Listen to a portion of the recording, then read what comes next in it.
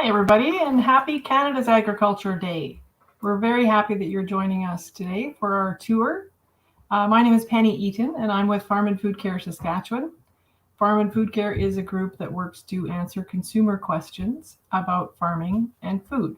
And there's 3 Farm Food Cares in Canada, in Prince Edward Island, and Ontario, and in Saskatchewan. And each of us have hosted tours today in celebration of Canada's Agriculture Day. So we are very excited to have with us in Saskatchewan, Sarah Heppner. And Sarah is going to run us through a tour of a typical barn here in Saskatchewan and then answer your questions. So as you watch the video, make sure you write down your questions so that you are ready to ask Sarah. Take it away, Sarah. Hi, Penny. Thank you. So, hi, I'm Sarah Heppner, and today I'll be talking to you about raising pigs and pork production here in Saskatchewan and the rest of Canada. A little bit about myself. I was born and raised on a mixed farm in north central Saskatchewan where we raised livestock, mostly cattle, and grew grain and forage crops as well. After high school, I went to the University of Saskatchewan and attained my Bachelor of Science in Agriculture, majoring in the animal sciences. And since then, I've been working with a company, and what we do is we provide pig breeding stock, and we provide pig breeding stock to pork producers around Canada, around the USA, and now even into Mexico and China.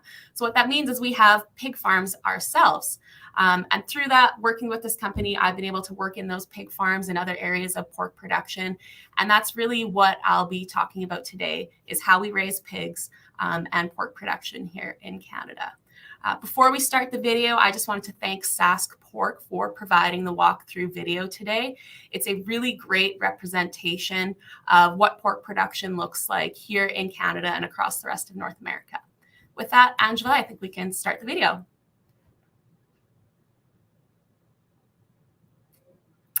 So here you're looking at a typical pig farm from the outside. You will see sometimes 1, 2, or 3 barns here connected together, as well as sometimes a feed mill, which is what you see in the right-hand side of the video with those augers and bins that will automatically dispense feed to all the pigs throughout the farm in each of those farms in each of the stages of their life. Where really pork production starts is in the breeding barn. This is where life begins. It's in a pregnant mother pig, which is what we call a sow. Here, sows will be pregnant for about 115 days, and they will be housed together here in Canada in all modern farms. You'll see that the setup of these farms is different from what old farms is. You'll see that there's gates and then what we call electronic sow feeders now. These electronic sow feeders have the ability to recognize individual pigs when they go up to the feeder and understand how many times they've eaten that day, how much they've eaten, and then at what stage of pregnancy they're at, so that it's able to dispense the right amounts of food and nutrients for that pig to ensure that her and the growing piglets inside of her are getting the nutrients that they need. You will notice, that they're housed in groups here, and that allows them to exhibit more of their natural behaviors. They're able to socialize, interact, sleep with each other.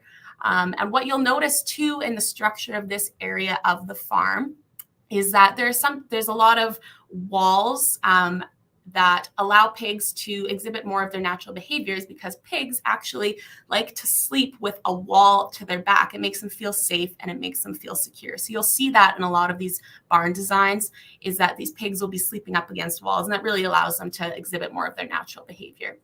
What you're seeing here is pigs walking through some of these gates that help manage the flow of pigs through these electronic sow feeders. It's very similar to what you see in a robotic milking system in a dairy farm, where it really just manages the flows of the number of pigs that can go up to feeders and minimizes competition. And it really just allows them to exhibit more of their natural behaviors, like you see here, sleeping along these walls, walking through the farm, mingling with the other mother pigs that are on the farm.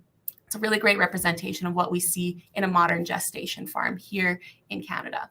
After the 115 days of being pregnant, a sow will then move to the farrowing room, which is really the maternity ward of the farm. Here, a sow will have anywhere between 10 and 20 piglets, on average 15 here in Canada. You'll see as these piglets are being born, a farrowing tech will kind of dry them off to ensure that these piglets aren't chilled when they're coming out of their mother. And then he'll set them beside the mother's udder, ensuring that they get that first milk or colostrum that is full of those really essential nutrients that all mammals need at the beginning of their life. You'll also see the farrowing tech administering some vitamins and supplements, some of their first vaccinations to ensure that the pigs have a really great start at life with all the nutrients that they need. Some things you'll note about the structure of the area of this farm is that there's these lamps, these red lamps in each of the pens. What that does is help promote piglets sleeping away from underneath their mother. What happens is these really big mother sows are between 300 and 500 pounds, and they tend to lay down really quick and really hard. And sometimes that will actually crush the piglets. So these lamps will help promote the piglets sleeping in an area from underneath their mom. You will also see these stalls that the sows are in. These also help to slow down how quickly she lays down. It kind of forces her to kind of scoot down instead of laying down quickly. That gives piglets the ability to get out from underneath their mom. Piglets will spend 21 days there, and then they will move into the nursery area of the farm, which is what we see here. You'll see piglets housed in groups here, really learning how to socialize with other piglets. Their digestive systems have developed enough here where they don't need their mom, and they're really learning how to eat solid food and drink water from a waterer. Piglets, the room here, like I said, they're housed in a group. They're learning how to socialize. This room is also typically pretty warm, between 25 and 30 degrees Celsius. So then those piglets don't have to worry about becoming chilled and getting sick. It's just a really nice, good environment for them to learn how to be pigs, living with other pigs in a really nice environment. Very cute. So after 7 to 8 weeks of being in the nursery farm, they will move to the finishing barn. Here, piglets will become adults, basically. So they will spend 16 to 18 weeks here in the finishing barn. This is where pigs will eventually reach sexual maturity at about 180 days of age. At this point, they're about 280 pounds. And once they reach that 280-pound mark, this is when a truck will come to the farm, pick up the pigs, and bring them to a processing facility where pigs turn into pork. Some things you will notice about this area of the barn is that metal apparatus hanging in the middle from a chain. This is a form of what we call enrichment, which helps give the pigs something to do during the day, something to play with. It's really a toy, and it helps them exhibit more of their natural behavior. You'll also notice that they're housed in a group, which allows them to socialize. Some really great technology on the farm outside of the electronic sow feeders are water monitoring consumption systems, automated feeding systems. There are systems that always monitor the temperature, the ventilation, the air quality, and any gases that might be in the farm. And if it's outside of a safe range, these monitoring systems will be able to notify the farmer on their phone what's going on in each of these individual rooms. And if it's outside of that normal range, the farmer knows exactly where to go and what to do when they get there, so that we can ensure the health and safety and welfare of the pigs on the farm. And that is a really quick run through of the inside of a pig farm. With that, Penny, I think, do we have any questions? That was great, Sarah. It was great for you to walk us through an actual pig barn. So interesting to see all the technology that they're using. Yeah, it's pretty incredible. Yeah. Well, it is the school break here in Saskatchewan, but we took the time to ask some of the kids we know for some questions. So we have sort of a combination of questions that are coming in from online, as well as some that we had collected beforehand. But the one that I wanted to start off with is, why are pigs raised in a barn? Don't they want to go outside? That's a great question. And we get this all of the time. So there are a couple reasons for this. The first is, if you aren't out in Saskatchewan today, I'll let you know that we're under an extreme cold warning today. So it's really cold outside. It's minus 32 before the wind chill. I know if I was working outside today, it would take a lot for me to be able to stay warm and not get sick. So that's one of the main reasons here in North America and really across the Northern Hemisphere that most pigs are housed inside, so that we can control that environment so that the pigs are in a nice, warm, cozy place throughout the winter, and then also an air-conditioned place throughout the summer when it gets too hot. So that's one part of it. The second is we want to be able to control any of the diseases or viruses that could get our pigs sick or that could potentially even kill them. So what we do is there's a term called biosecurity in the livestock production. And what that term does is it describes what farmers with livestock do in order to protect their pigs or cows or chickens or anything from the diseases and viruses that are out in the environment. So pigs, well, what's the difference between pigs and cows then? Because how come cows get to live outside but pigs don't? Yeah. It really has to do with the diseases and viruses that live in the environment and the wildlife outside of where you are. So when you look at the cattle, there aren't really any wildlife species that have the ability to pass on diseases to them that would harm them. Like the closest species you could look at would be bison maybe, but there really isn't any wild bison population left in North America. Where pigs, however, there's a really large wild pig population in North America. And because they are so closely related to domestic pigs, they have the ability to pass on diseases and viruses to pigs easily. So the problem is because we have such a large wild pig population that has all these diseases that we don't want our domestic pigs to have, we control that through putting these pigs inside so that we can separate them from those outdoor pigs. I'm not sure if anyone on here has heard of African swine fever. It's a really big, nasty disease going around in Europe and Asia right now. And they're having an issue with it because it came from the wild pig population. And unfortunately, there's no vaccine and there's no prevention you can have for it. And there's no treatment. And it has a 100% mortality rate in the domestic pigs. So it's a really big issue. And if you get it into your farm, it's a really sad situation. So we try to control that by keeping our pigs inside and away from those harmful diseases that the wild pig populations have. Sure. Yeah. Well, it makes sense. You want to control the environment so that they're healthy. Exactly. We want our pigs to be healthy and safe. And yeah, we just their health is the utmost importance to us. Well, here is one of the questions from the kids that we surveyed. The question is, why are pigs pink? Great question. So quick answer is not all pigs are pink, actually. There are brown pigs, there are black pigs, there are spotted pigs. The color of the pig really has to do with the breed of pig. So you can compare it to all the different breeds of dogs, right? They don't all look the same. They're not all the same color. Pigs are the same. However, in North America, majority of pigs are pink because this breed of pig that we use here has specific qualities and characteristics that are really efficient and sustainable for North American pig production. So they have the ability to have a lot of pigs and take care of a lot of pigs, and they grow really efficiently. They don't use as many resources, and they're actually more sustainable than a lot of other types of pig breeds. So that's why they are the main type of pig that you see is the pink ones here in North America. Okay. Yeah. One of the questions from our viewers is, what are the red markings that were on the pigs in the video? Good question. So the piglets, as the farrowing technician was sort of treating those piglets, he was kind of putting a red marker or a purple marker on there. What that does is just identify so we know which pigs have been treated. When you have a full pen of pigs in there, it's kind of, if you weren't marking which ones were treated, they kind of all mix in together and they look the same. So it really just helps us identify which pigs have been treated, have gotten their supplements, that sort of thing. We can also use it to identify pigs that we think maybe are going to be sick. So that day you would mark them and the next day go check on them to see how they are. So it's really just a form of identification so we can keep track of pigs. Makes sense. Yeah. Question from Josh. What do pigs eat? Good question. So pigs actually will pretty much eat anything. They are like people. They have a similar digestive system to us. So they have the ability to really eat anything. But here in Canada, what we feed them, it depends on where you are. So we like to feed pigs locally sourced ingredients. So out here in Western Canada, a lot of the things that we grow here are barley, wheat, canola.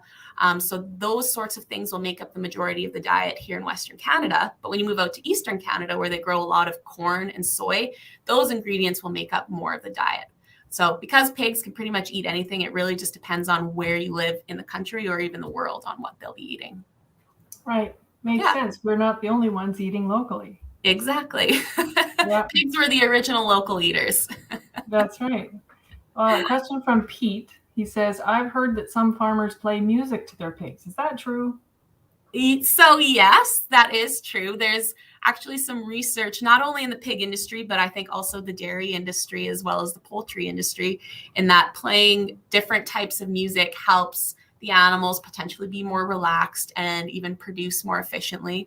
I kind of like to compare it to sometimes when I'm sitting at my desk working, I'll put in my earbuds and listen to some music in the background, and it helps me relax and focus a little bit more. But yeah, there's definitely research and some people do it. And it's somewhat common in the industry.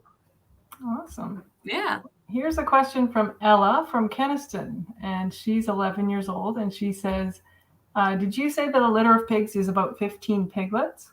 How often does a mama pig have a litter? Good question. Yeah. So I would say the average here in Canada and the USA as well is a sow will have about 15 piglets per litter. And typically, because their gestation or pregnancy length is about 115 days, a pig will have about 2 to 2.5 litters per year.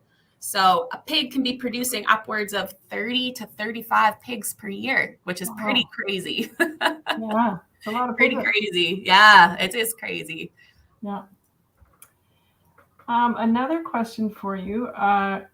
What do farmers do with all the pig manure? Good question. So pig manure is actually an incredible renewable resource.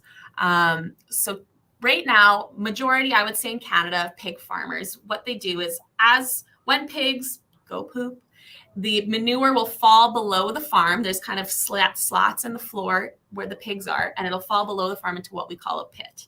The pit will then be pumped out from underneath the farm into a lagoon beside the farm. This lagoon will house the manure for somewhere between 6 months and a year. And then in the summer, it will be pumped out onto the land around the pig farm. So grain farms, grain land. And basically what it is actually an incredible natural fertilizer that we use on grain land. Sometimes the lagoon will also be covered with a tarp, and this is what we call a biodigester. Happens more in the US where it's warmer. And what this biodigester does is it's able to trap any of the gases that may come from the digestion of the manure, and it'll turn it into natural gas, and it's actually able to be used to heat the farm or even used to fuel vehicles. And then it'll actually filter some of the water out of the manure, and they'll use it back in the farm. And then the solids will be used as fertilizer on land. So it's actually an incredible renewable resource that we have. Yeah. Wow. Yeah, used to create feed as well as fuel. Exactly. Yeah, very cool. I'm wondering, is the way that pigs are raised in Saskatchewan very different from how they are in other provinces? I would say no, for the most part. Most pig farms look exactly the same as what the one we viewed today here in Saskatchewan. The main differences you would maybe see are the size of farms. Typically in Western Canada, the size of farms are a little bit bigger than Eastern Canada. And then also the main differences would probably be the feed that you feed them. Like we said, in different areas of Canada, there's different feed sources. But other than that, most farms would look pretty much the same. Right. Yeah. Okay. When all those pigs are living together, there must be times when they get sick. Like, how do you prevent all the pigs from getting sick? And what do you do when one does get sick? Good question. So, like most and all livestock, farmers will go through their farm every single day and look at all of the pigs. They're monitoring them for things like that for health. I know when I get sick, I kind of look crappy. I don't really eat. I don't go to the water. I kind of just stay in one place in my house. Pigs will do the same thing. It's pretty easy to point out a pig that's not feeling well. They'll kind of be in the corner, standing by themselves, not eating or not going to the water. So what happens is a farmer will then bring the pig out of the pen into kind of a hospital pen or room where other pigs that maybe don't feel well are. At that point, you will usually contact your veterinarian and try to figure out what the best point of action is to help that pig. So basically bring it to the hospital and bring in your pig doctor and make sure that you can help that pig get better. The pig industry does use vaccinations to help prevent any of the regular diseases that go through a population, similar to a flu vaccine that we all get every year. We do the same thing for our pigs as well. So those are some of the preventative measures that we use. Okay. Yeah. I forgot to ask this when I was asking about the different provinces. Which province in Canada raises the most pigs?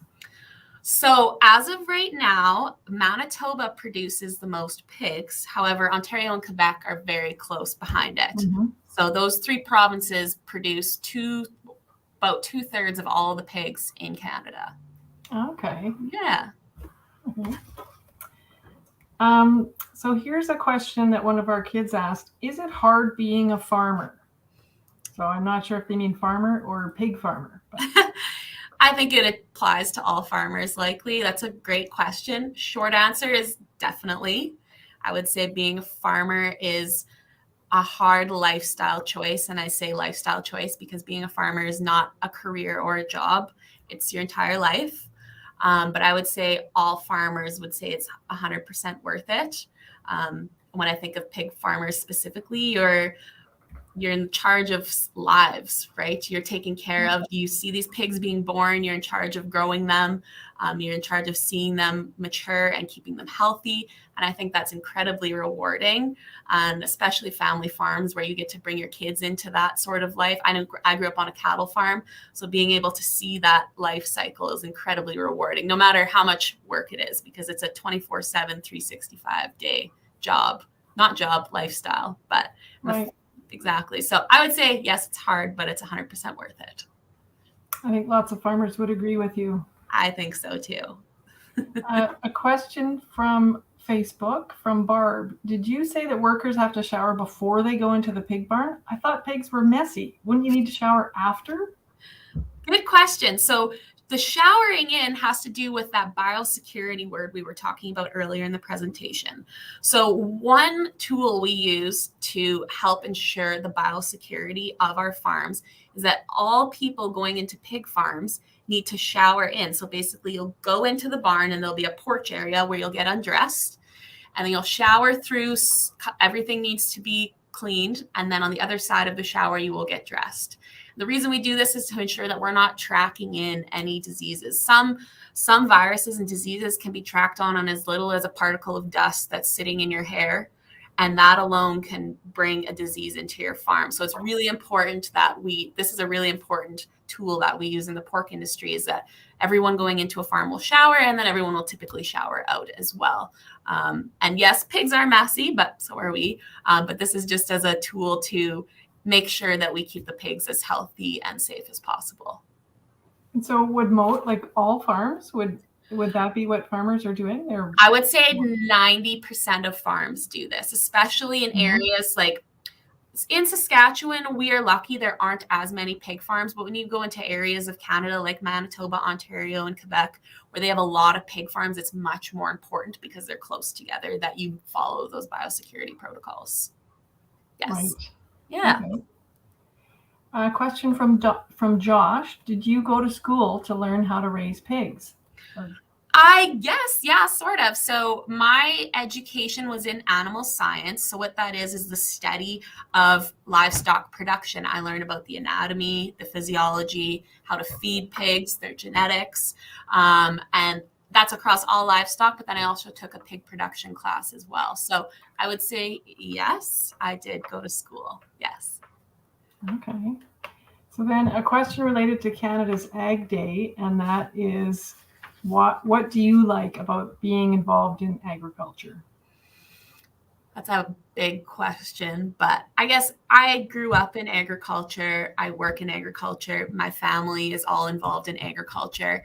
It's really ingrained in who I am, and I think it's a great way to celebrate the people that are involved in it. It's not just farmers. There's a huge part of the agriculture industry that support farmers and ensure that they can do their jobs well as well. And I think celebrating all of those people is really important.